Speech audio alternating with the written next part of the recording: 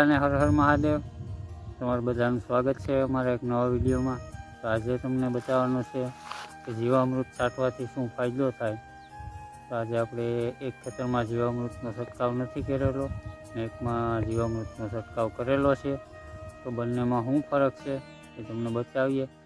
પહેલાં બતાવું તમને જેમાં આપણે જીવામૃતનો છંટકાવ નથી કર્યો, ચાલો એ તમને બતાવું।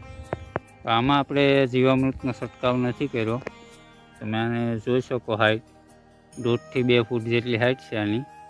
એમાં આપણે જીવામૃતનો છંટકાવ નથી કર્યો ને હિંગું કંઈક આવી રીતના છે।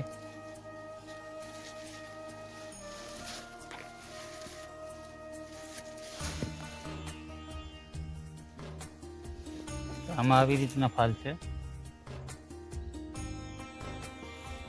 તમે જોઈ શકો। અત્યારે જ આપણે જેમાં જીવામૃતનો છંટકાવ કર્યો છે એ સોયાબીનમાં, તો એ સોયાબીન તમને બતાવું। આમાં આપણે જીવામૃતનો છંટકાવ કરેલો છે, આમાં તમે ફાલ જુઓ।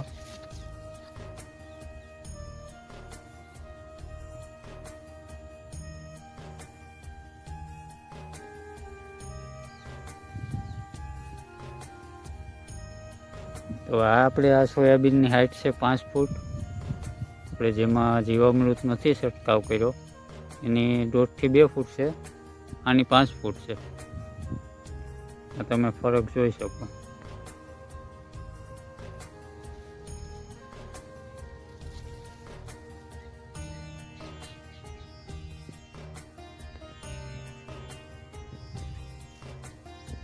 જીવામૃતનો છંટકાવ કરવાથી શું ફાયદો મળે એ તમને મેં બતાવ્યું વિડીયોમાં। તો કોમેન્ટ કરીને કહેજો કેમાં ફાયદો છે, એમાં જીવામૃતનો છંટકાવ કર્યો એમાં કે આપણે નથી કર્યો એમાં। આપણી પાછળ તમે જોઈ શકો જીવામૃતની બેગ છે। તમને અમારો વિડીયો ગમ્યો હોય તો લાઈક કરી દેજો, નવા હોય તો સબસ્ક્રાઈબ કરી દેજો। ફરી મળીશું નવા વિડીયો સાથે, ત્યાં સુધી બધાને હર હર મહાદેવ।